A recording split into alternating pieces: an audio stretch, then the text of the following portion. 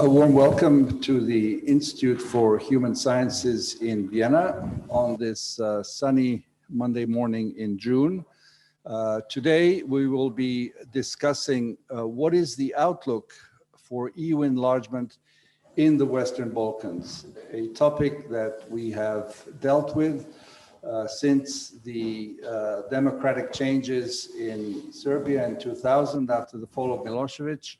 It's 21 years now. The democratic transition, as we called it, has been slow. It has moved at a snail's pace, as even Chancellor Angela Merkel said a couple of years ago. To talk about this issue and discuss with you who are participating in the virtual world with us, we have two great Balkan experts. To my right is Ioannis Armakolas, who is a professor at the Department of Balkan, Slavic and Oriental Studies at the University of Macedonia in Thessaloniki, Greece. He is also a senior research fellow at the Athens-based think tank Eliamep.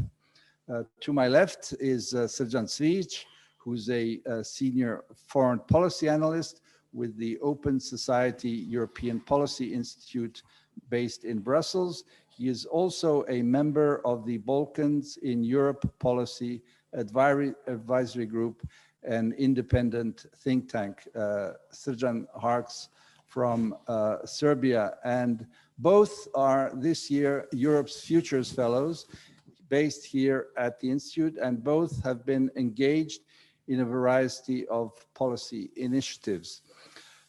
Just a few words of introduction before I give both of them the opportunity to give us their introductory remarks for about 10 minutes each. We are in the day after the G7 summit that took place in the United Kingdom in Cornwall. We are a day before the first meeting between President Vučić of Serbia and Prime Minister of Kosovo, Albin Kurti, in Brussels. We are in a situation where what we call the Euro-Atlantic integration of the Western Balkans is an ongoing process and the wheels are turning. On a positive note, 3 of the 6 Western Balkan countries are already NATO members: Albania, Montenegro, and most recently, and in fact today, the leader of North Macedonia will be sitting at that table as the 30th member of NATO, along with President Biden and, of course, all other heads of state of NATO. We have seen a certain political backsliding in terms of democratic standards, but we'll delve into that a little more later. But it's interesting to note that 2 things. One is that the new Biden administration has taken a much more robust approach on issues of corruption and organized crime.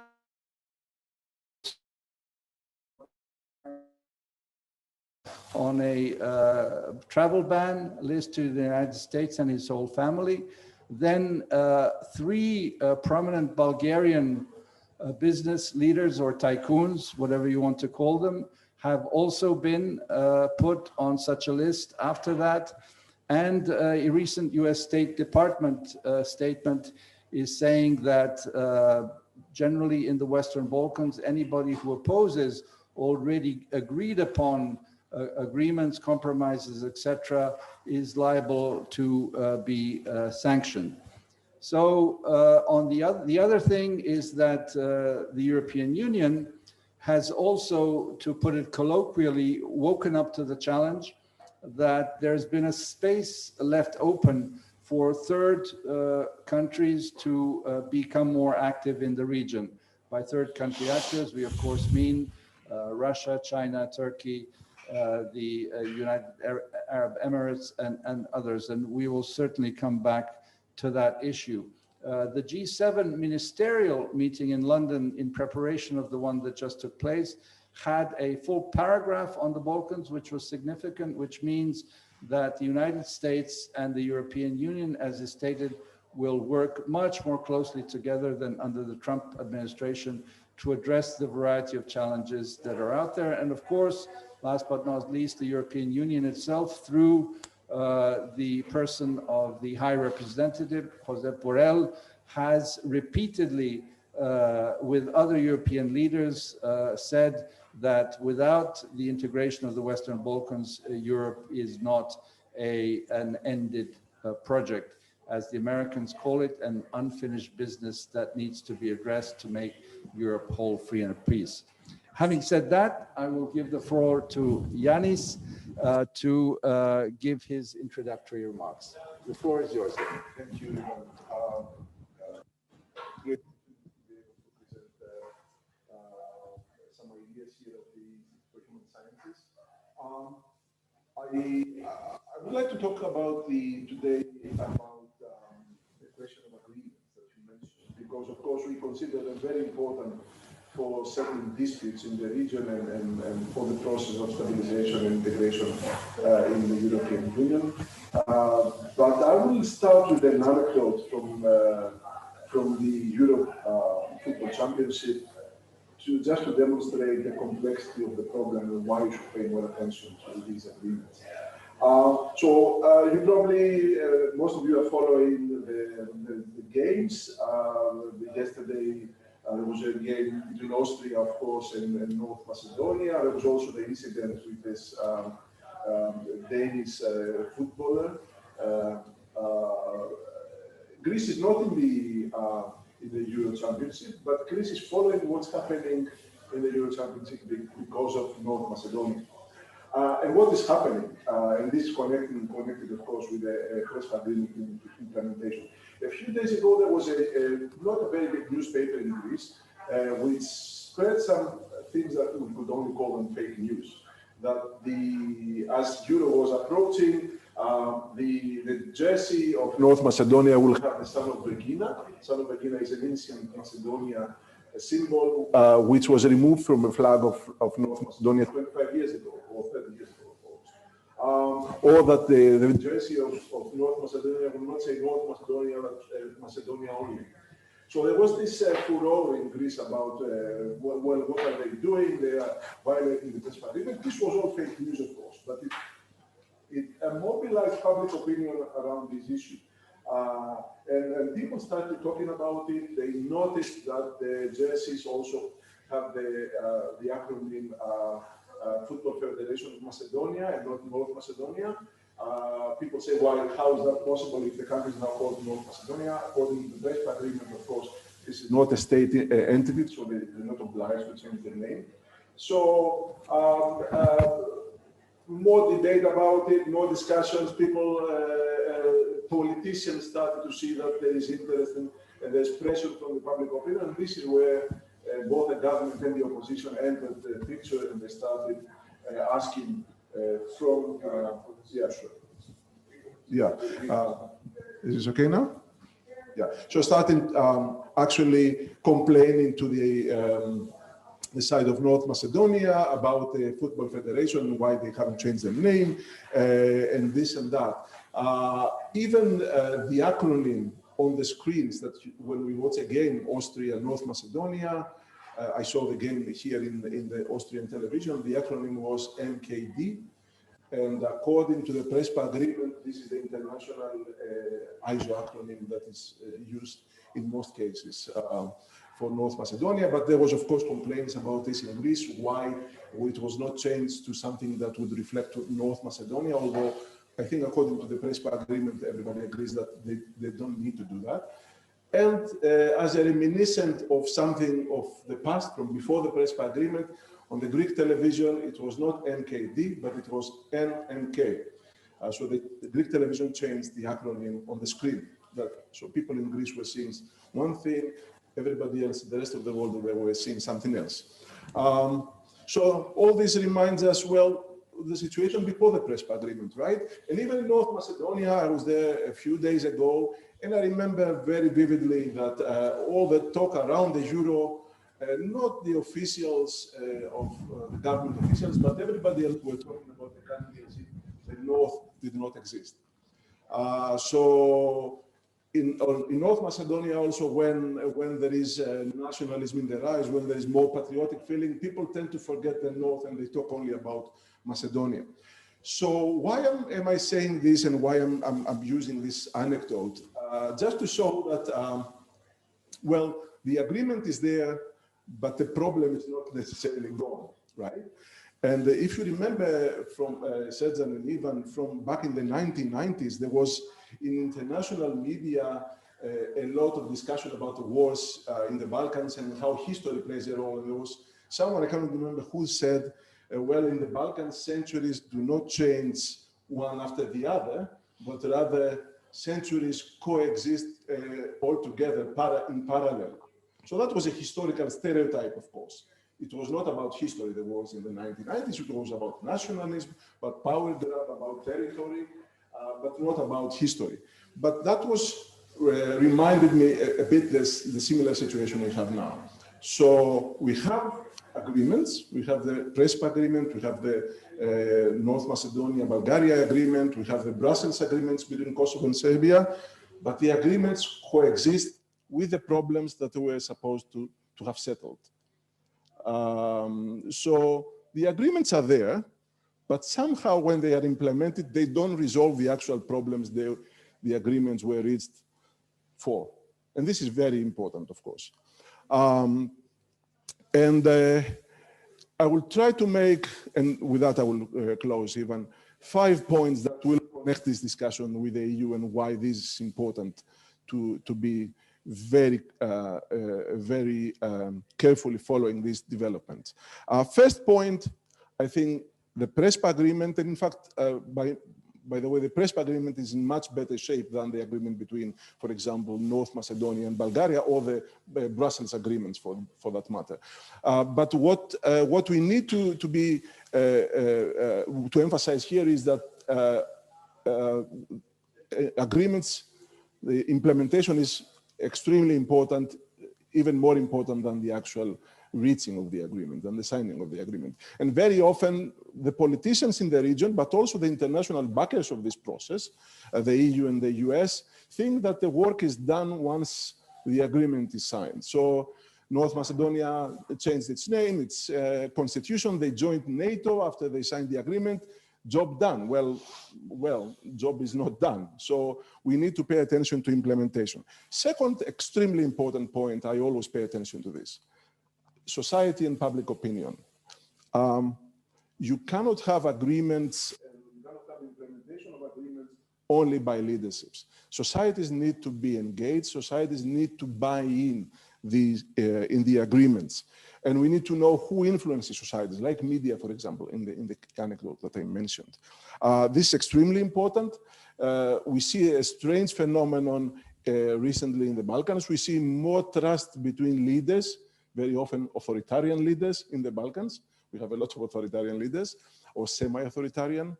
But the leaders tend to neglect the public opinion or the society, as if they can reach an agreement between Serbia and Kosovo, for example, without taking into account what ordinary Serbs or ordinary Kosovars think. So this is extremely important. Societies need to be informed. The politicians need to explain the agreements and the difficult provisions, especially, like the identity provisions in the Prespa Agreement.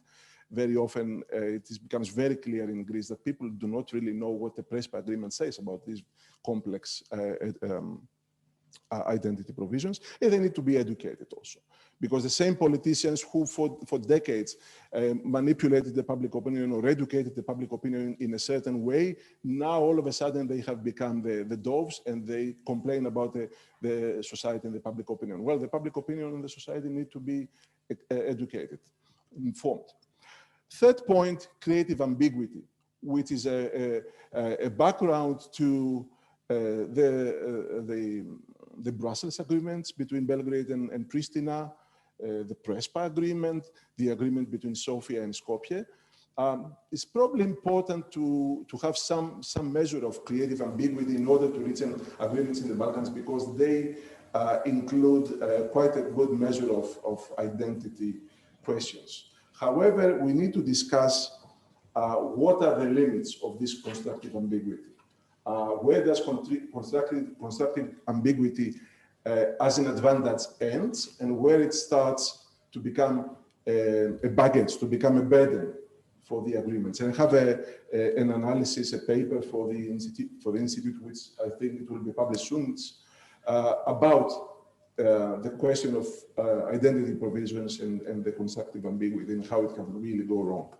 Fourth point, EU responsibility. Long-term interest of my research is how all these disputes in the Balkans are asymmetrical. And the core asymmetry is between the member states and the non-member states. The EU, and this cannot be changed, obviously, but the EU needs to be vigilant about how this asymmetrical power is exerted and maybe offer some counterweights to the weaker parts. And fifth and final point, all these agreements and all these problems in the region that are in the process of being settled will be settled in the process of European integration. But in order for that to happen, the EU also has a responsibility and it has to implement its own part.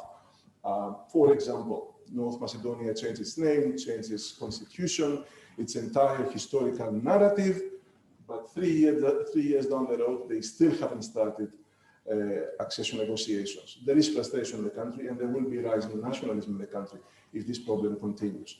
We can mention several other cases where the Balkans did their best, Western Balkans did their best, but the EU did not somehow respected its deal of its side of the deal. So the realistic perspective for the Balkans needs to be there, and the EU needs to be a realistic and a credible partner in the region. And with that, I will stop. Ivan, I hope I didn't take too long over the time, too much of the time. No,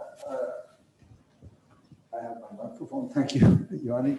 We'll certainly come back to many of those aspects, and thank you for raising the points that you did, because I think they are determining for the way forward. Srdjan, your initial thoughts on this theme, and obviously you, like all of us, have been engaged for a long time. Yes, I was thinking to talk about something else, but now Ioannis's opening remarks will slightly change the flow of my thoughts here. And I really wanted to talk now about three things. And I think Yanni at the end started talking about the public opinion and the leaders in the Balkans.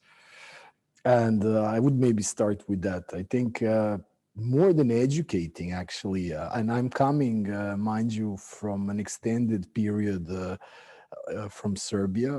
So I was there, let's say, several days ago when we had the historic final judgment in the case of the war criminal Ratko Mladic. And I think more than educating the public opinion, the political elites in the region should try not to poison the public opinion, because very often the population has more moderate and more mature views than the leadership of their countries. And why I mentioned this particular case, because the judgment was accompanied by days-long propaganda denying, relativizing the crimes that he committed and that he was responsible for in all government-controlled tabloid press and electronic media. And I think this is not the first time. And this is let's say, a constant policy that accompanies the public opinion of Serbia, but not only of many countries in the Western Balkans where the political leadership has that capacity to influence what the media will report on. And I think, so it's more than educating, it's just, let's say, not creating and not placing, as you talked about, fake news and fake narratives and not serving that to the population. And I will just illustrate some of the statistics that I could remember from the top of my head here that shows how the public opinion, for example, in the largest country in Serbia, is extremely malleable and influenceable on issues that we and that globally are considered important when people think about the Western Balkans. So say, for example, the Serbia-Kosovo deal. Several years ago, well, before, let's say, the constructive engagement, if you want to call it that, between the leadership of both sides started, this issue is nowhere near the top of the political agenda. Then several years ago, the leaders of the two sides started discussing. The issue was very prominently in the public agenda, and it raised to be probably the first, at one point. And now, since there was a lull in these discussions, even talked about the meeting tomorrow, we wonder if that will change, if the media will still try, kind of to spread the poisonous narrative on both sides.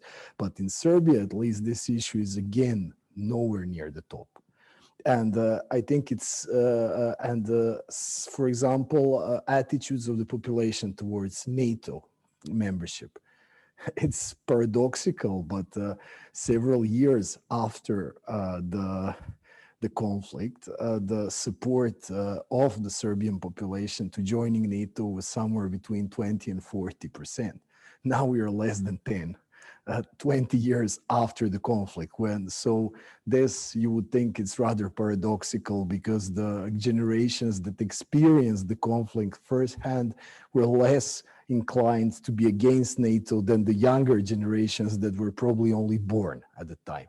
So that tells you also something about this poisonous propaganda that is being spent. And mind you, I have to underline another time, it's not only in Serbia, it's all over the place. And also the EU membership. And this will lead me to the next point, which is about, let's say, you talked a lot, even started talking about, let's say, and you referred to carrots and sticks on the way towards EU integration for these countries. And when you look at the let's say EU attitudes towards EU, the support towards the membership of the Union of the 6 countries is sharply going down. And I think this is related a bit to the propaganda that I was talking about, but more to what you, Ioannis, talked about, which is basically the lack, the EU not respecting its own commitments, which very credibly feeds into the narrative of the local politicians that are quite comfortable in the position that their countries are find themselves right now.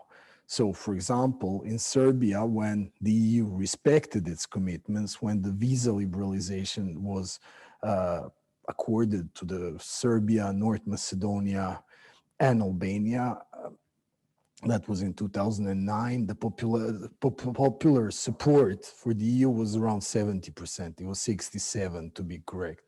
And today, we are around 50%. And according to some opinion polls, we were even less.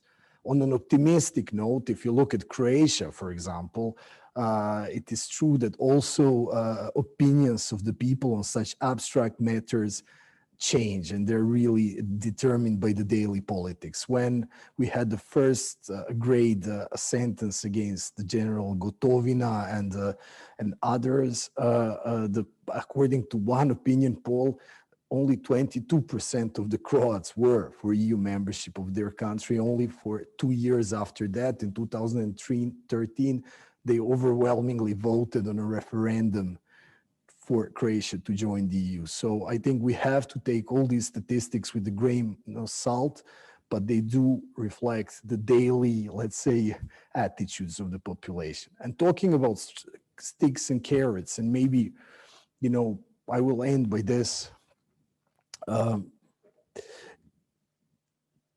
Europe has, mainly the European Union has a panoply of carrots at its disposal for these countries that it fails to use in the later years. And it, not to just repeat what Ioannis said, but the failure to open the first negotiating chapters with North Macedonia and Albania was really an illustrative example of that. On the other hand, it doesn't have the stakes. Whereas you can say that the situation with the United States is the opposite. And even talked about the sanctions. And I would like to add to that yes, we did have several Bulgarian tycoons put on the travel bans, and their assets were frozen, and this was done in the application of the Global Magnitsky Act. But for the Western Balkans, along the lines and in the spirit of this piece of legislation in the US, the President Biden has, let's say, introduced a presidential decree by which reviving the old decrees from 2001, where any individual that threatens the stability and peace in the region and that let's say works against the established international agreements that you talked about, Ioannis, amongst other things, it's not only Prespa, but there are others as well, will be, say, possibly subject to these sanctions. And corruption was another element that is new and that is, let's say, transposed from the Global Magnitsky Act. And I think this particular element, if for the moment will be used pretty much as a threat, we should not expect the political leadership of these countries put on a sanctions list, but it's a threat. It's a stake that, let's say, tries to correct the current situation of democratic backsliding that Ivan talked about, and that could potentially get worse in the years to come. So I think, we should really closely look at that, because the EU has introduced the new sanctions regime in December 2019. It's a global regime. It doesn't, let's say, foresee corruption as a reason to trigger the sanctions, but it could foresee other, let's say, reasons from the US presidential decree. So I think we should closely follow these developments, because I think there is, but of course, the stake needs to come with the carrots, and the carrots by meaning not giving to the countries what they don't deserve, but what the EU promised and what the countries, let's say, on what they delivered on. So, yeah. Absolutely. Srdjan, thank you very much for raising a number of important issues regarding this theme. Forget about the microphone. Thank you, Srdjan, very much for raising a number of issues that are key to our theme, especially taking it from the other side, from the European Union side. Clearly, there are many problems and challenges in our region, and I like to think, and I'm convinced that most of the burden of responsibility of moving forward on democratization, on reform, on rule of law, on foreign policy alignment with the EU lies with us, with the countries, the 6 countries of the region. But we cannot discard the fact that, and you mentioned October 2019, when France basically, let's not munch our words here, blocked North Macedonia and Albania moving forward, which was really a shock, a serious political shock that reverberated throughout the region, which basically amounted to, okay, we make a very difficult historical agreement. We decide, 2 leaders decide to courageously step in front of their public opinions, as Ioannis was mentioned, both public opinion and in Greece and North Macedonia were not happy, to put it very mildly, with the forthcoming agreement. And yet, because of their vision of a better and peaceful future in the region, they said, okay, we're going to take the leap into the future and decide for all of us that we want peace. And that required an agreement called the Prespa Agreement, which allowed, let's not forget, this is what allowed North Macedonia to become a member of NATO and was supposed to move it forward in the European Union. But it was stopped in its tracks by a decision of the European Union that was promoted by France. And we're still not moving, basically, because these 2 countries have not yet got a date to begin. So I'll come back to public opinion later, but Ioannis, I'd like to hear your view on, has the European Union, as I said in the introduction, sort of woken up to the fact that it needs to become engaged more robustly now? Or is it more of the same, couched in a more robust rhetoric? Thank you, Ivan. It's something I think we all looking forward to. But as it happens very often with the EU, the talk is there, but the deeds come much later, and they are much slower. So how do they say? They talk the talk, or they don't do the walk, or whatever it's called in English. In a sense, the Magnitsky Act decision, or rather decision by President Biden based on the Magnitsky Act that was mentioned by both you and Srdjan earlier, it's probably a rude awakening for the EU also, because the EU, as Srdjan said, has similar tools. But it is the Americans, after this period of the Trump administration, which was not a very, let's say, fortunate period for the Western Balkans, it's the Americans who saw that this can be used actually to connect with a question of stability and security in the Balkans, which I think should have been obvious that the Europeans also should have this in mind when they are planning their own strategy for the region, and when, of course, they make use of their own instruments. So for that reason, I think the Europeans do understand the problem, but I'm not convinced that they know how to make their awareness of the problem and the discussion, using the right words about the problem into making the right moves in this. It could be that because of course the EU is a big organization that has many spoilers within. Right? And we know that, and this is a serious problem. But on the other hand, what we don't see, I think, is diplomacy.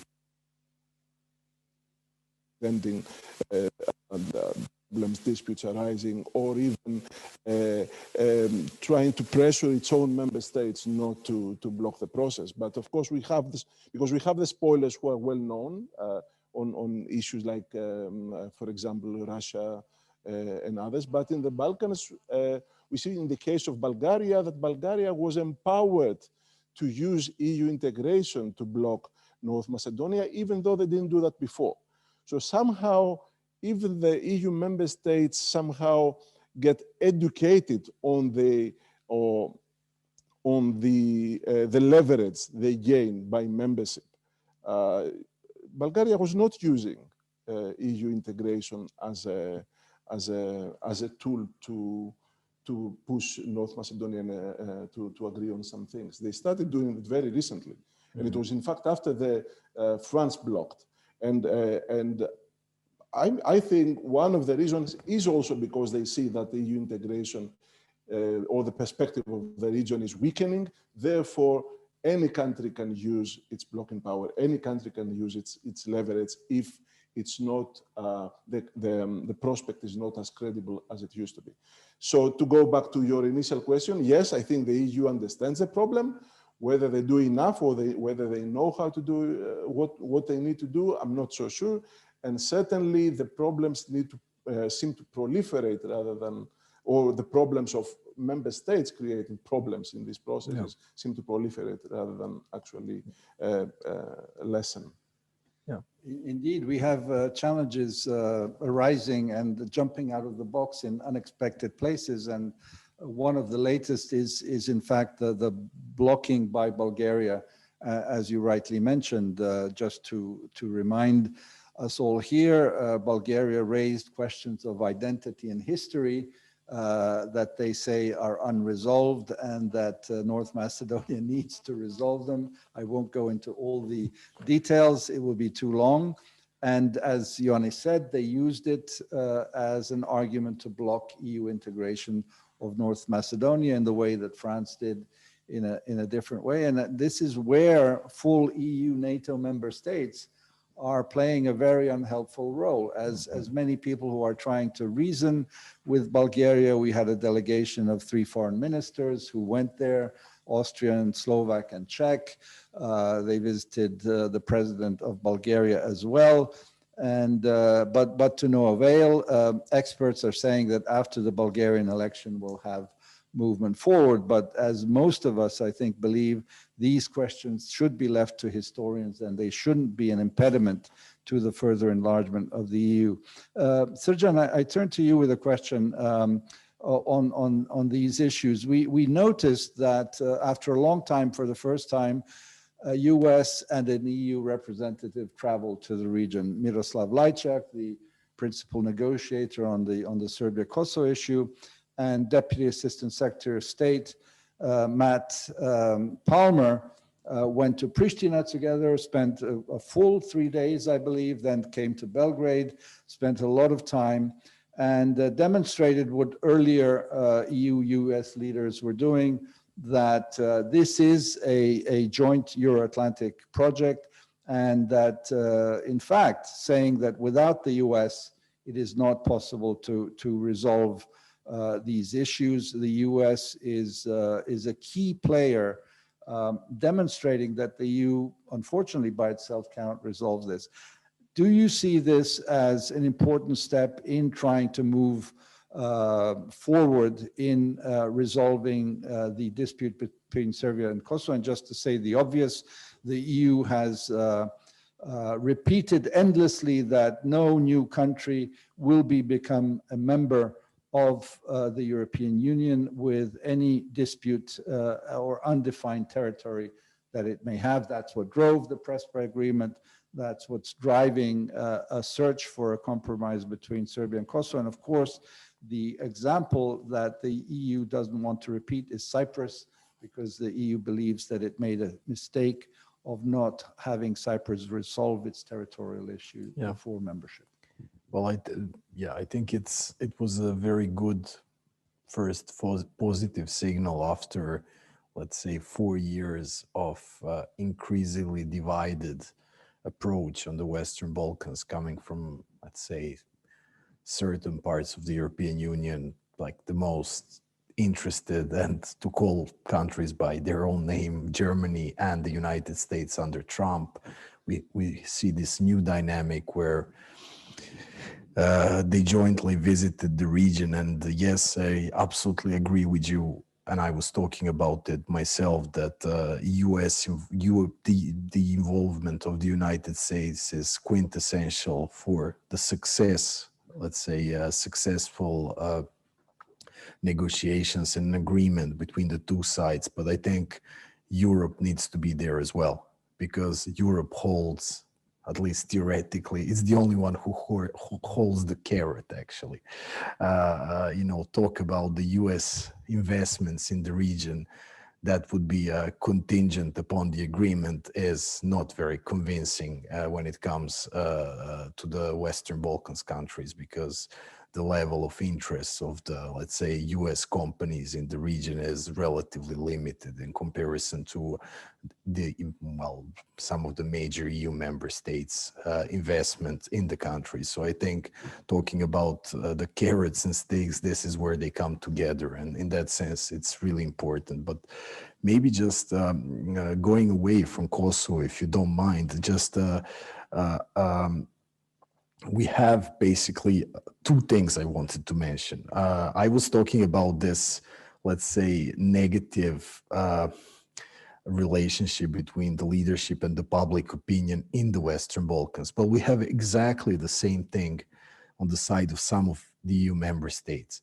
It's not exactly the same in the sense that I don't think that the negative rhetoric on enlargement in the Western Balkans is consciously spread by the politicians in advance, but let's say the effect is exactly the same. And talking about France, because you talked about France, the block of France towards North Macedonia and Albania came primarily from the fear that the political leadership will be punished in the oncoming European Parliament elections that were held later that year if they were to agree with the opening of the accession talks with both countries. So now this policy was based on a false impression that the French public opinion actually care about this subject. So we all intuitively knew that the French public doesn't care about the Western Balkans, but to be absolutely sure, together with a team of researchers, I have spent the entire year of 2020 actually looking into this. So the larger sample ever, mixed methodology, sizable focus groups, and we came to the conclusion that probably even you told me several times in our private conversations before, and you were absolutely correct.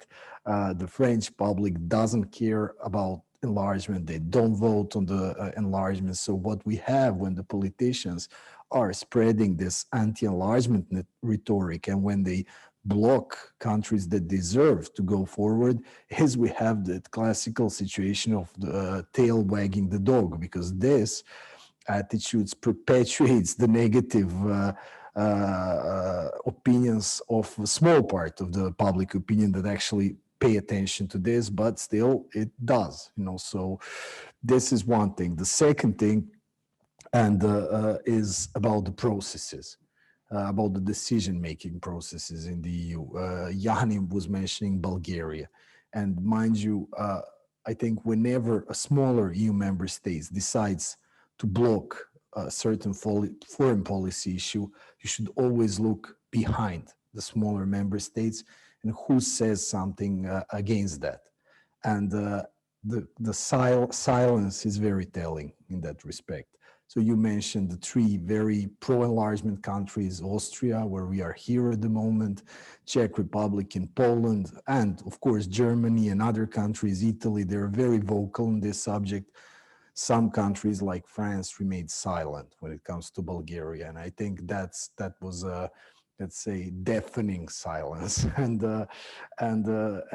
talking about the processes, in 2018, the European Commission has proposed introducing qualified majority voting in 3 foreign policy areas. Enlargement was not there, but it could and should very well be there, at least when it comes. Yes. Just 2 days ago, the German Foreign Minister Heiko Maas called for qualified majority voting, as if he had read your piece and said, "Time to move," right? Yes, exactly. And I think just to say one small thing, because there is a huge misperception that to do this we would need to change the treaties. This is absolutely not the case. There is a clause in the treaties themselves where the member states by unanimity can agree to change this. Granted, this will not be easy, but I think it would be much more difficult, much easier for certain smaller countries, if indeed they perceive this as an internal liability in their internal politics, to just hand the keys over to the qualified majority in the European Union, because then even if they oppose and vocally oppose, they could still be outvoted. They can save their, well, I don't want to use actually that metaphor because I don't think that's the case, but they can still pretend towards their public opinion that they're against a certain issue, but we can go forward with the integration process. So I think, yeah. Can I add something here, Ivan? Well, I would like to say a couple of things about public opinion, but before that, regarding Bulgaria, I think it's important also to not to forget that this happened during the German presidency. And it's quite telling also about the limits of German leadership on Balkan, EU Balkan policy, or EU Western Balkan policy. And we very often, especially the enemies of Germany rather than the friends of Germany, tend to overestimate the power and the leverage that Germany has. And it has shown that, well, it's not that the Germans can achieve anything they want, or they didn't try enough maybe. But the fact that this happened during German presidency and not French presidency, where you would expect not to have pressure on people, on countries that want to block enlargement, I think is something, an important point to note. About public opinion, I think it's the point that Srdjan made is very important. But it is a chicken and egg situation. You can never know for sure whether it's the public opinion that cares so much, or the public opinion mobilizes because politicians who worry about the public opinion stoke the fears on issues. On the Prespa Agreement, since we've been working on public opinion for several years on Greek foreign policy in the region, you know, during the Prespa negotiations, the people who opposed any compromise on the name dispute jumped more than 15 percentage points, simply because it became an issue and the opposition was against it, etc. Now that this week, in fact, we are presenting parallel opinion polls, results from parallel opinion polls from Greece and North Macedonia with a generous funding of Konrad Adenauer Stiftung. That's on Wednesday. We see that the rejectionist, the percentage of those who are against the compromise went down back to where it was before the whole thing started. So all of a sudden now it's still, they're still against it, right? No question about it. But you can tell that when the politicians put an issue on the agenda and try to talk as if it's extremely important and it's a national interest issue and maybe some traitors are doing something against our national interest, etc., people mobilize. But then when it goes back down on the policy agenda, then you know the public opinion again somehow this bubble deflates. On both countries, maybe I can mention a couple of things about what we will present on Wednesday. It's still an unpopular agreement, both in Greece and in North Macedonia. In North Macedonia, there's an element of ethnicity, the background of the respondents, but never mind. However, I think in both countries, increasingly people agree that this was a necessary compromise. So somehow it's something they don't like. It's a bitter pill to swallow, but increasingly they say, well, we realize that it was necessary to be done. And we found also in the Greek poll that on one hand, on the Greek poll, that more people find benefits in the agreement. That was the case 2 years ago when the emotions were heightened. Now that the emotions have gone down, people see more benefits in the agreement.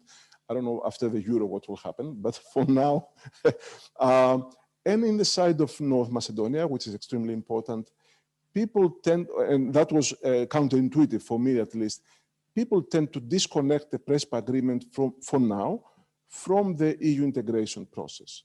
For now, and I'm emphasizing for now, they seem to think that the Prespa Agreement has benefits and it was important to do regardless of the EU integration process. But I fear that if this credibility of the EU continues to go down the drain and they see that there is no future in the process, in the EU accession process, then there will be a backlash also on the question of the agreement, on the question of relations with neighbors like Greece and Bulgaria. But for now, I think the public opinion is willing to give the politicians some benefit of the doubt. And I think this is important given what this country has gone through in the last 3 years. Indeed, you and we've all been mentioning the word credibility.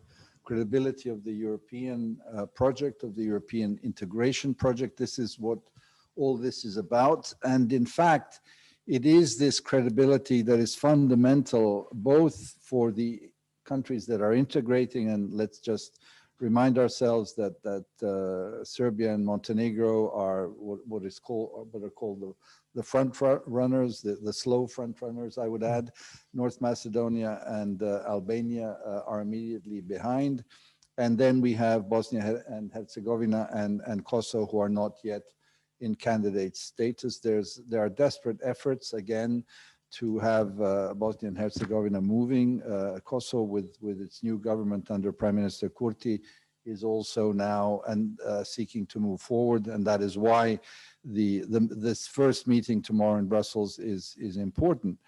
But also the European Union, and we should mention the fact that we have democratic regressive processes in countries like Poland and Hungary are not helping the EU enlargement process. The fact that the European Union is unable to more robustly deal with the critical situation of rule of law in these two countries is not a good example to the countries who are exceeding. They basically see space for procrastinating. Let me put it that way. But also, I'd like to say on the opinion polls, clearly all politics has been driven by opinion polls in the last several decades. Srdjan, I think, rightly said, and I think we would all agree, we need to take them with a grain of salt because they depend on the hour and the day and whether there's a football championship or not. That's ongoing. But I like to say, and you've heard me say it both, Ioannis and Srdjan, that were we to have a referendum to join the European Union in all 6 countries of the Western Balkans, we'd have overwhelming majorities because people simply know it's better to be inside the European Union. And I think the example that you gave of Croatia, Srdjan, is really an excellent example, because the voices of those who were against enlargement, dare I say, mostly people from the diaspora who came back to Croatia from New Zealand, Australia, Latin America, the US, were very much opposed to it. But on that day, people came out. So I'd like to ask you, Srdjan, for a moment to reflect on this issue of leadership. Again, I repeat, and I think it's important to repeat, Greece, in the likes of Prime Minister Tsipras and North Macedonian Prime Minister Zaev, really showed leadership courage. You rightly talked about the need to quell public emotions. Ioannis just talked about it as well. Managing emotions is extremely important, and yet because we have the media that we have, social media, tabloids, etc., there seems to be a storm in a tabloid, in a cup of water every day, to sort of take people's attention away basically from social and economic issues. Just to remind ourselves, these kinds of compromises have taken enormous courage.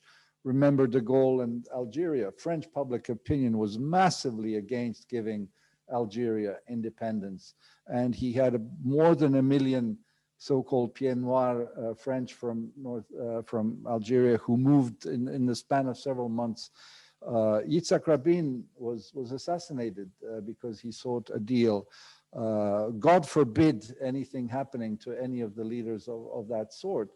But it seems that leaders need to step out in front. Yes. What's your view of this relationship, public opinion, leadership? No, I agree with you 100% and I actually wanted to use the same example that you mentioned to compare with, notwithstanding the fact that de Gaulle and Zaev and Tsipras come from completely opposite political poles. I think these politicians, several decades after, resembled the old statesmen as we like to think about them. And we idealize political personalities from the past, but if we take this ideal image of them, well, then Zaev and Tsipras resemble very much because they took an extremely unpopular decision and they pushed it forward.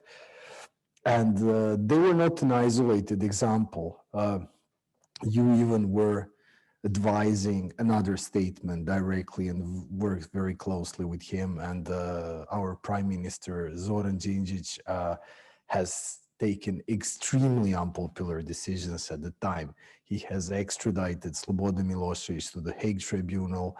He has started cooperating with the Hague Tribunal, a decision that was fairly unpopular at the time in Serbia amongst the public opinion and was heavily opposed by powerful forces of the state at the time. So basically, he got zero reward for that from the West and the international community. And as a result, he was assassinated. So I think, and probably aware of the dangers that were threatening him, he was still pushing forward. And I think, this type of leadership and political wisdom and let's say longemerance is important. And I think this is what we are lacking today when you look at the majority of the political leadership, not only in the Balkans, in the EU as well, because, as you said, politics are driven by the opinion polls. Opinion polls shape them. I think in the era of the tabloid press and the social media in the Western Balkans, it's even more present than elsewhere, where you still have some traditional media that have an impact on the population. This mix is extremely poisonous to come to the beginning of what I was talking about. So yes, I agree. Leadership is fundamental. Yeah. Yeah, we saw both in the French case and in the Bulgarian case that domestic politics really took the upper hand on issues that are related to enlargement. Can I add here Yanni, about please. the role of leadership? I think it's extremely important. The two examples that you mentioned, of course, Tsipras and Zaev are very important because they resolved this 30-year-long dispute, which was iconic. It goes back to the 1990s, to the period of the Yugoslav wars. And of course, the two leaders are both center-left, or Tsipras more radical left and center-left, but they were in different, and that was very key parameter, very different phases in their career, in the sense that Zaev was ascending. He was the new important figure in the country after a decade of semi-authoritarianism by Gruevski, whereas Tsipras was on his way out. It was very clear when he signed the Prespa Agreement that there was no way he could salvage his government. He was about to lose the next elections. Having said that, I think it's important that both leaders had in mind also the international dividends when they signed the agreement. So it was not only about the country's foreign policies. Absolutely right. It was not only about resolving the problems that would deblock, for example, for North Macedonia, the accession process, but they showed that they had the support of the US and the EU, and they were becoming international statesmen. And for Zaev, it was important because he's a new leader that wants to dominate politically in his country and lead the country in this European path. So he needed the international appeal of his leadership, the international support of his leadership. And for Tsipras, after the showdown with the international creditors, with the EU, with the US, everybody, it was a way that through which he mended relations with the Western allies, and this was important. Having said that, it is important to also to realize that the domestic agenda is very important for every leader to maintain the aura of statements. So, for example, in North Macedonia, a lot of people that were supporting the Prespa Agreement are now complaining because they're not happy with the domestic agenda of the government. Well, you have also corruption scandals, not the kind of extensive corruption scandals that you had, of course, during the Gruevski time, but people are complaining. We voted for change. We got rid of VMRO regime. We wanted a proper European a leader and a government that will lead the country to European reform, European-style reform, and they don't get enough of it. And this is where they complain about Prespa also. We didn't like Prespa Agreement. We didn't want to change the name of the country. We agreed to that because we thought this will lead us to domestic transformation. And then when they don't see the domestic transformation, then the frustration about the national question becomes double, of course. So we gave the name for nothing. Like, we don't change the country. We still have corruption. We still look like a Balkan backwater. We're not becoming a European country. And we lost the name. We had to change the constitution, the name, and so on and so forth. So this is where the domestic agenda is as important or even more important than the international agreements that these leaders strike. So this is extremely important. Can I mention one point about the Euroscepticism that we discussed earlier? I think there's a fundamental difference between the Euroscepticism that you would get in a country like Austria or like Netherlands or like Denmark or Germany, and the Euroscepticism in the Western Balkans. I would say in the entire Balkans, including Greece. Because the Euroscepticism in a country like the Netherlands is the euroscepticism of a safely European country.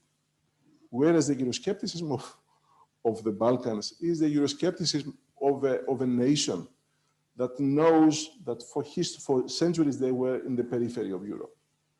And that's why you mentioned rightly, there's no Balkan nation that would not vote in favor of joining the European Union, because they will understand that this is a historical moment where the Balkan backwater becomes an equal partner to the European project. They will not become rich and powerful like Germany, or successful and like a perfect looking country like Netherlands, but they have the chance to be part of Europe and not the periphery of Europe that for centuries has been bullied by great powers. I mean, this is something like a sense of history that I think every Balkan nation has internalized.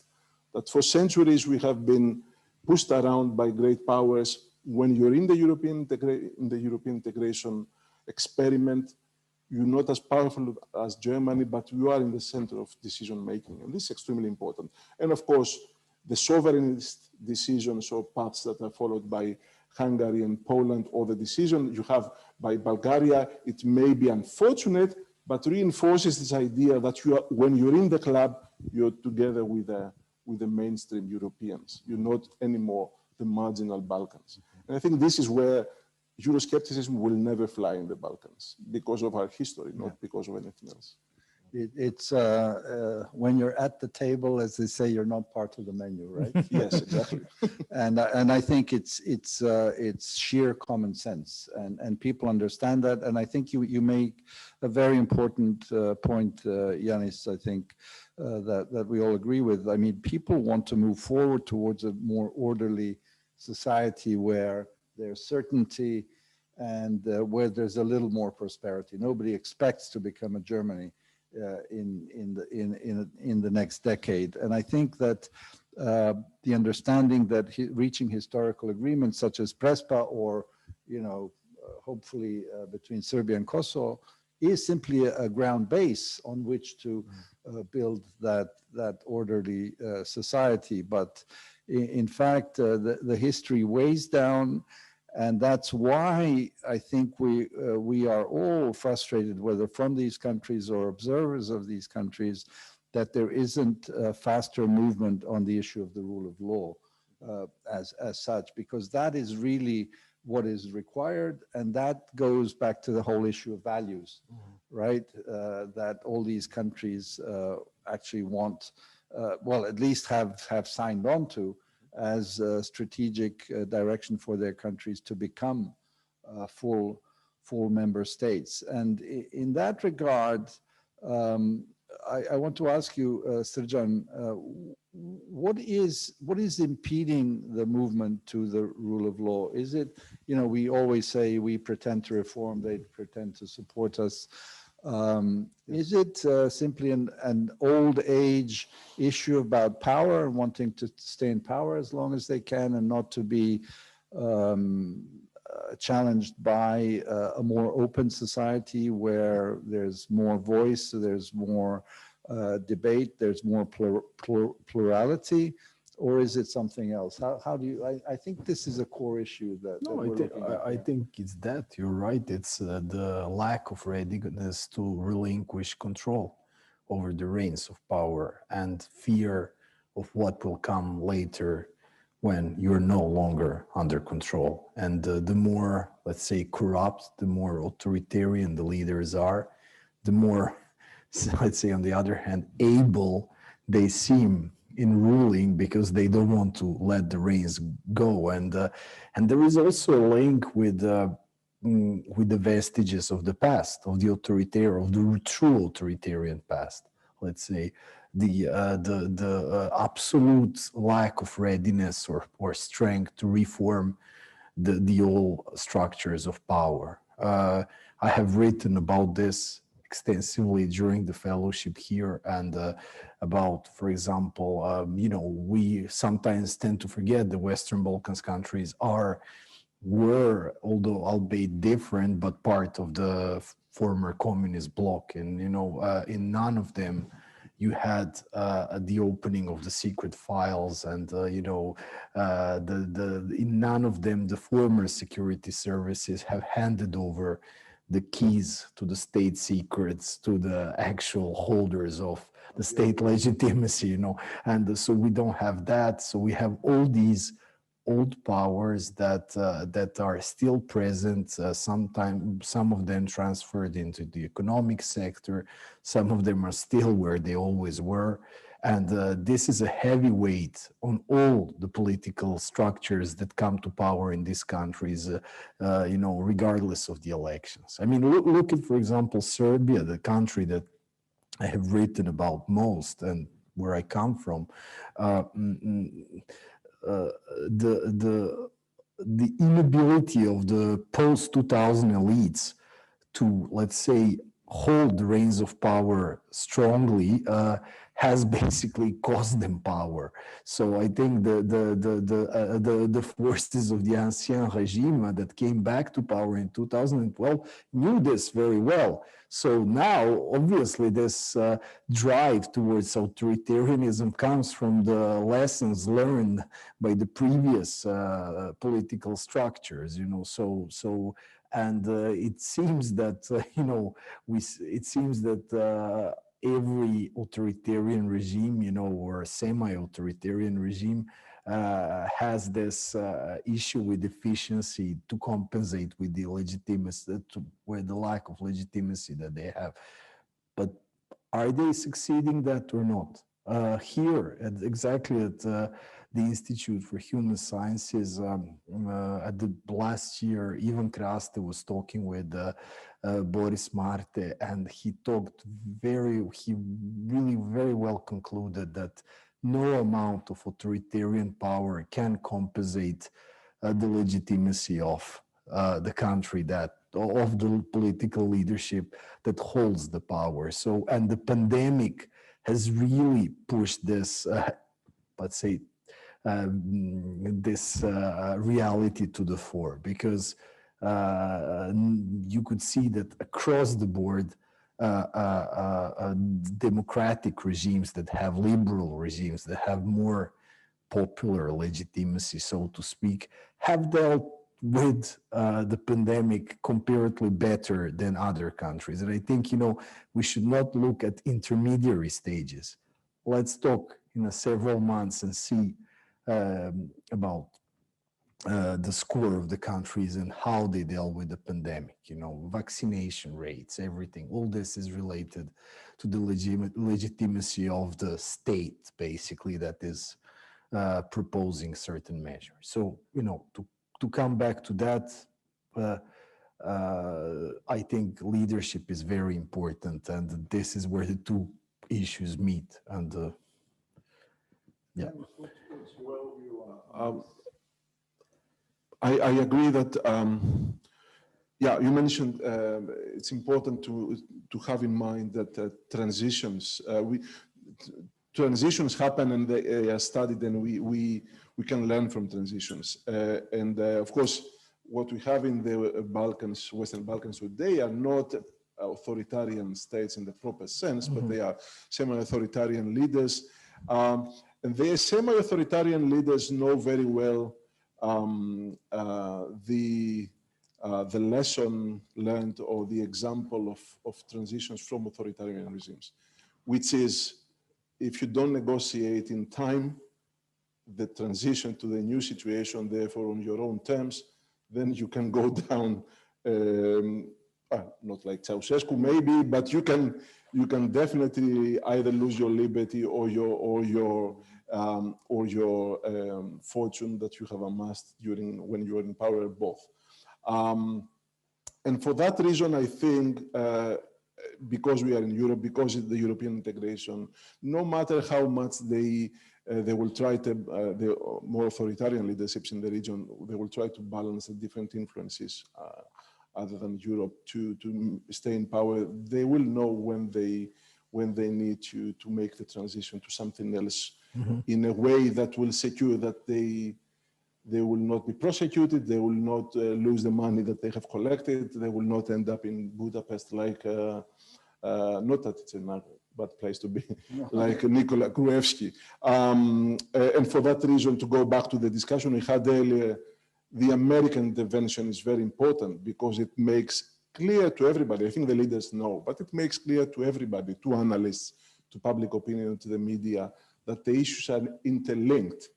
You know, the money that you have somewhere, who knows where, from what you have amassed over during the period of your leadership, are not safe, and they are connected to what you do on issues like foreign policy or respecting agreements and so on and so forth.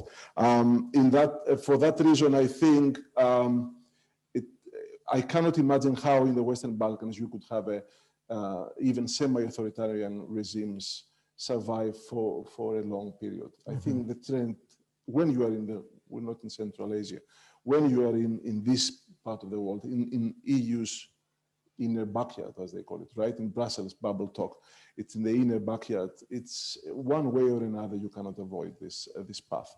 But for the benefit of the people, it's better be sooner rather than later, not in decades time, but in a few years time.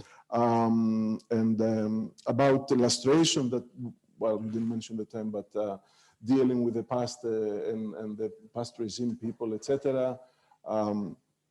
I think it has been manipulated at times. Gruevski tried to manipulate the issue to get rid of his opponents. In Albania, there were efforts to do so.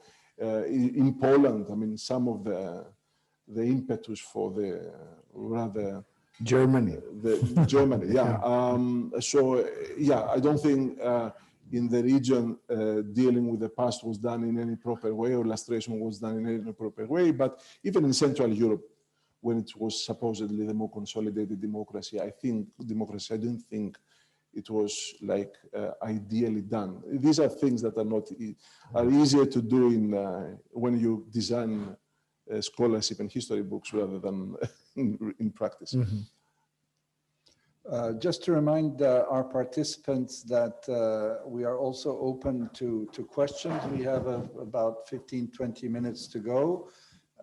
So feel free to comment or to pose a question to our two panelists here this afternoon. I'd just like to come back to an important point that you made that's, again, self-evident in many ways, that obviously these countries are not in a vacuum. The leaders do not work in a vacuum.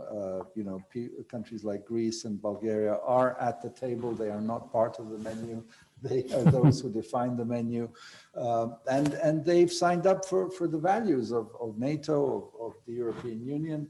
And at some point, you can't just coast along on a minimalist agenda. You have to live up to those standards. And I think you're right to have said, Ioannis, that this pushed a prime minister like Tsipras to whatever the domestic situation, and we know that domestic politics is 90% of all politics, but in the end,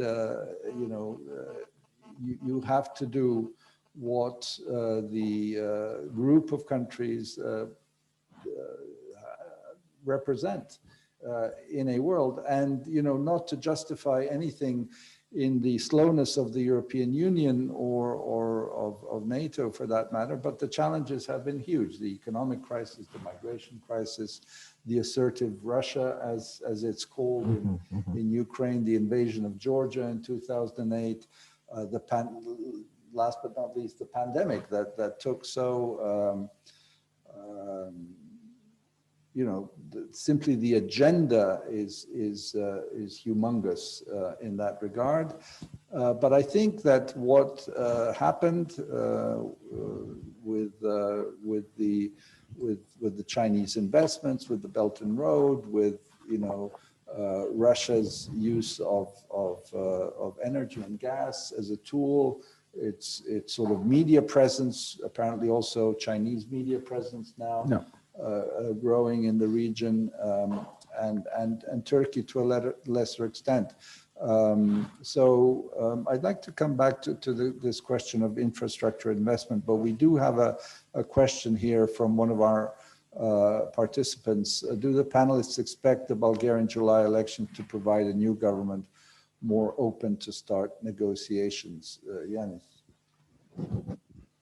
I said at the beginning, that's what people are saying, that will happen. So there are two issues here: whether the new government, if there is a new government, will be more open to the prospect of starting accession negotiations, and the second issue is whether it will be the timing will be right. And the first part, I think there's already, and there was already from the period of the German presidency, a deal in the making that would find a solution somewhere in the middle that would allow the North Macedonia to start accession negotiations, but somehow they would either integrate the Bulgarian concerns, let's say, not demands, not necessarily in the actual negotiating framework, but more like in the process as a separate opinion. The fact that this didn't happen during the German presidency was unfortunate, and then the momentum was lost also because of the problem in Bulgaria, the fact that everybody was expecting the new government after the elections to be ready to, well, basically to give the green light, but there was no government after the recent Bulgarian elections. The one important point is that the main party that invested in this confrontation with North Macedonia failed in the elections, right? They didn't qualify in the government. They didn't qualify didn't have the percentage to enter the parliament. And they were, my feeling was that they were the ones who were driving the public discourse in that direction. And in a sense, because it was elections, Gerb and the prime minister of the time was following somehow. But I'm not convinced that the main parties, including Gerb, are so adamant against North Macedonia's start of accession negotiations. The problem, of course, is that they have passed a resolution in the parliament which is binding. So therefore, it's very difficult to do something now with the government that is actually government for a special purpose, just to lead the country to elections and not a proper functioning parliament to undo a widely accepted resolution in the parliament. And that would probably be, probably my friends in North Macedonia will not like it, that would probably be a bit illegitimate, or rather it will increase people's frustration with politics. If you have someone like the president now undo a policy that was right or wrong, we're not entering this, that was built over the previous 2-3 years in a period before the elections. So somehow, some people think that it can still be done this month, but it will be difficult. Now, the problem is that the momentum may be lost again after this June, because we don't know what will happen during the Slovenian presidency. Ioannis Janšai has become a very uncertain player, right? I don't know if he's dreaming of following the Orban example. I hope not. And then the closer we get to the end of the year, then we have French elections in the horizon, and we go back to the discussion we had earlier about France, public opinion, about enlargement, and so on and so forth. And yeah, I agree, and I read your study, Srdjan, that of course it's not that the public opinion cares so much about the Western Balkans or enlargement, but as always, what matters is what the politicians who will run the elections think at that particular moment. So I am cautiously optimistic, but things can still go wrong in the coming months. And that makes the momentum every time is lost more important, because we know that each time a momentum is lost, we don't know when will be the next time when it can be picked up again.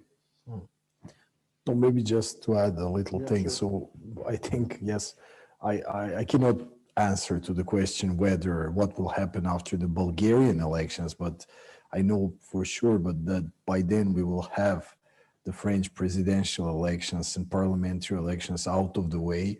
So at least that could be a better moment not to have the France blocking these countries, you know, and in the second part of the year. I will maybe stop there on that question. Yeah. Well, we have a question on France now, so maybe you can take it.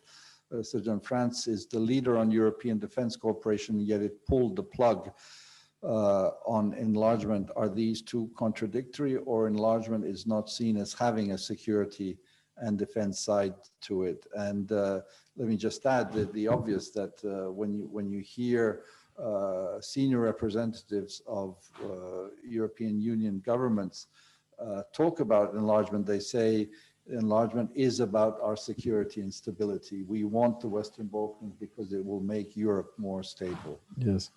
Well, whereas the French political leadership seems to have an a la carte approach to the unification of Europe, you know, whereby certain issues are like put to the side, or the plug is pulled on them, others are more important. The French public acts exactly the opposite. And precisely this issue, security and the geopolitics of the whole Western Balkans enlargement, or EU's enlargement to the Western Balkans, is the only thing that can convince the skeptical part of the French public to support enlargement. So I will tell you this interesting anecdote, because I was on the other side of the double glass looking at the people at the focus groups, and when at the beginning of the discussion, there was very little impulse from the moderator on purpose to let the people talk about the issue from their own experience, and not to, let's say, influence them too much. Towards the end, the map was shown to the people so that they could actually see where the Western Balkans are.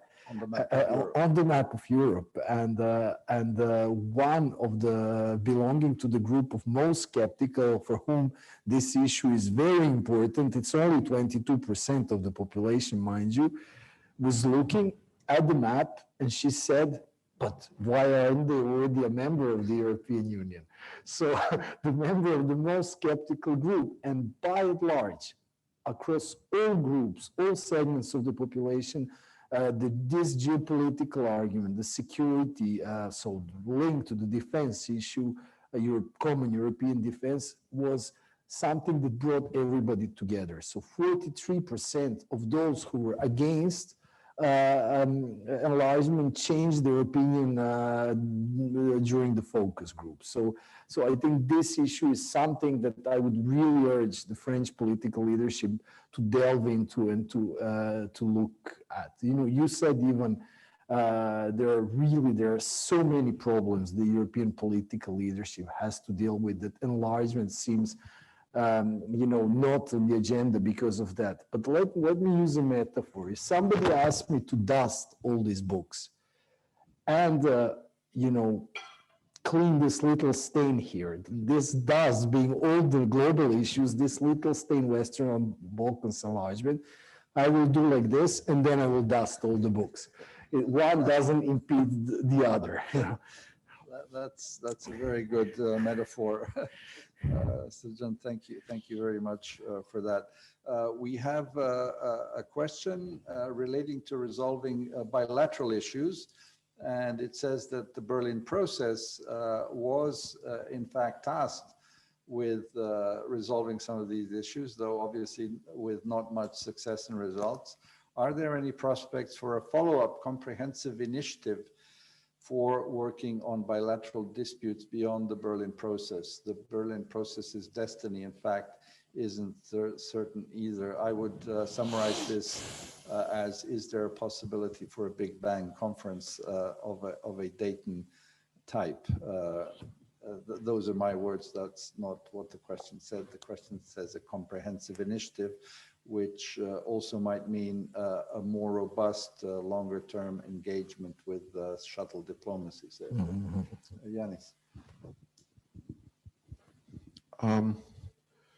First point, and I think it's important, both the Prespa Agreement and the comprehensive, the friendship agreement between good neighborly agreement between Bulgaria and North Macedonia were outside the Berlin process, right? Don't forget that Greece and Bulgaria were not invited to the Berlin process until very recently. And for some strange reason, bilateral disputes, several of which were included EU member states, were put in the agenda of Berlin process, but the countries that had the bilateral disputes were not in the process. So thank you for reminding us. Okay. So having said that, I don't think it will be a good signal, as our audience implies, for the region if the Berlin process is terminated this summer. It's not that the Berlin process is achieving an enormous amount of things, because we go back to the discussion of implementation of agreements that I mentioned earlier. I would like to see a less expansive agenda on the things that they agree every summer and being more meticulous to, when it comes to implementation. But if the process is terminated now or becomes regional, local in ways that somehow will make it disconnected from European Union or disconnected from the drivers of this process, like Germany, I think it will be another bad signal for the region, like it was the signal by Juncker that made Berlin process necessary in the first place, right? Now, regarding agreements, I think we have a good track record in the region of agreements that are not regional, that include many partners, that so that it's a big conference that resolves all these disputes. We have good agreements in the region that were accomplished through the leadership that you mentioned earlier, through the international mediation and help of partners like the EU and the US, and through going against even public opinion sometimes. So I don't think it's necessary to resolve various bilateral disputes. It's necessary to have a huge conference that it's very difficult to pull together.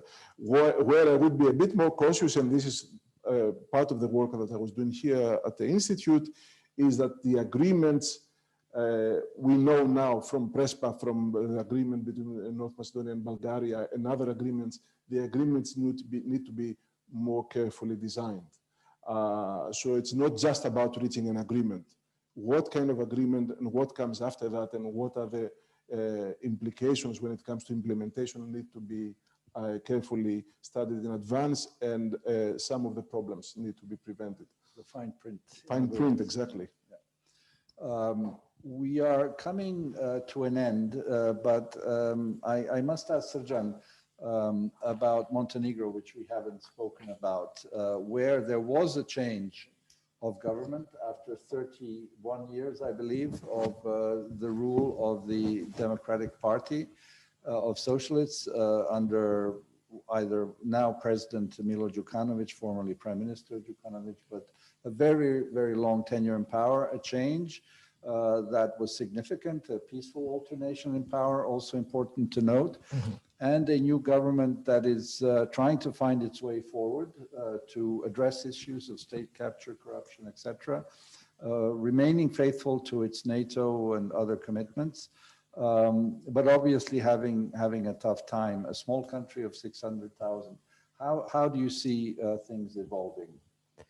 Well, it has been a difficult half year, I would say, for the new government. And as you rightly said, on the one hand, it's really hard to dismantle 30, or if you want, 70 years of one-party rule. And this government is facing this enormous task.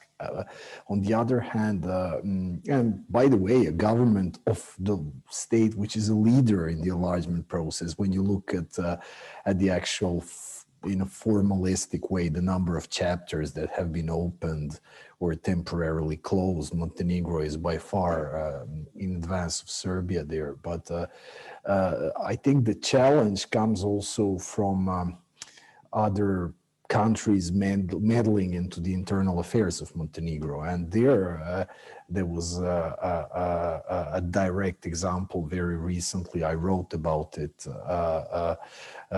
regarding the fundamental agreement between the Serbian Orthodox Church and the Montenegrin government. Montenegro has 2 such agreements already. Not all countries have them, but Montenegro does.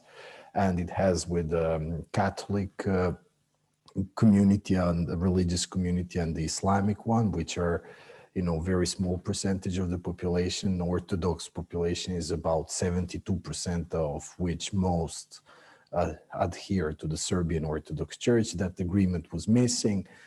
And now you had this very, let's say, very surprising and negative development whereby the prime minister was kind of coerced almost into signing this agreement on the territory of another state, Serbia, which he of course didn't do at the end. And I think here we saw direct negative involvement of the Serbian political establishment in Montenegro in a way which was pretty unexpected, because to most of the regional observers, the new government in Montenegro is somehow seen as pro-Serbian, right? So that this was, and I think, to me, it was very telling, and probably I know how the real situation is, but I think those who didn't in the past understood that there is something else beyond the table here, when the official communique of the Ministry of Foreign Affairs reminds the Serbian political establishment that they are interfering into the internal affairs of a NATO member state. So that says that says a lot about it. Yes, okay. Yes, Okay. yes. Good.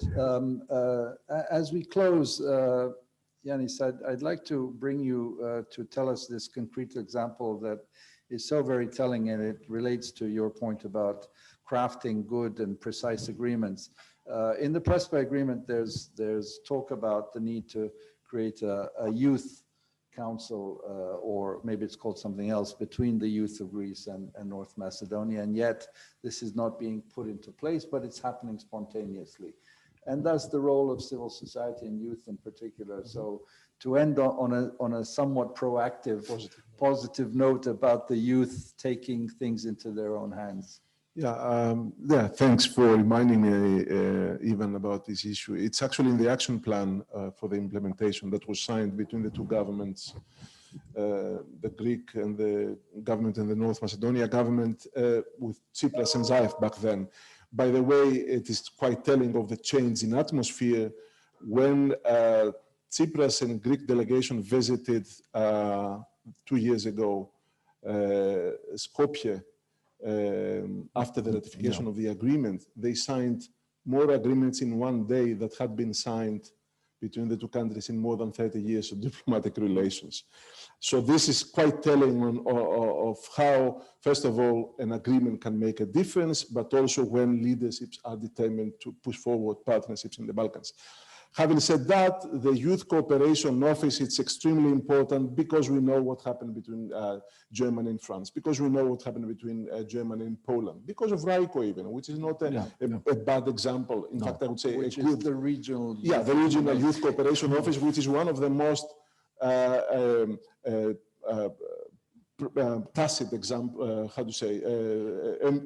tangible examples, yes. Excuse me, that got out of these famous Berlin Process agreements signed every year. I think the Greek government is still quite reluctant because they were opposing the Prespa Agreement, and they're still not very happy with being seen to implement a lot of the Prespa Agreement. But the interesting thing is that without the government support for now, this is happening at the level of youth and civil society. And we see that the grassroots agents of change can support the process when politicians, top politicians, are not ready because of the public opinion to take the lead. That's why I think we need both the top level leadership and the grassroots youth civil society initiatives to bring forward solutions in the region. And the Youth Cooperation Office is a good example. And we may see in the future, eventually, the two governments, Greece and North Macedonia,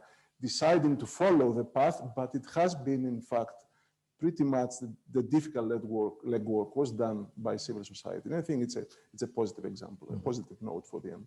No, absolutely. And of course, we haven't talked that much as we should have about the bottom-up approach.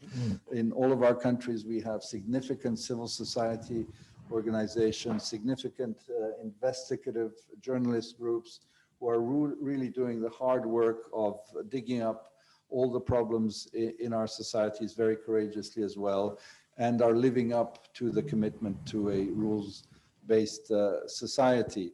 On the other hand, the European Union and this commission has declared itself a geopolitical commission. Let's hope that the robust rhetorics that we're seeing from Brussels live up to this commitment of greater geopolitical, and I would add greater geo-economic presence in the region that would lead, hopefully, at least within my lifetime, to the integration of the Western Balkans. Thank you, Srdjan Cvijic. Thank you, Ioannis Thank you. Armakolas.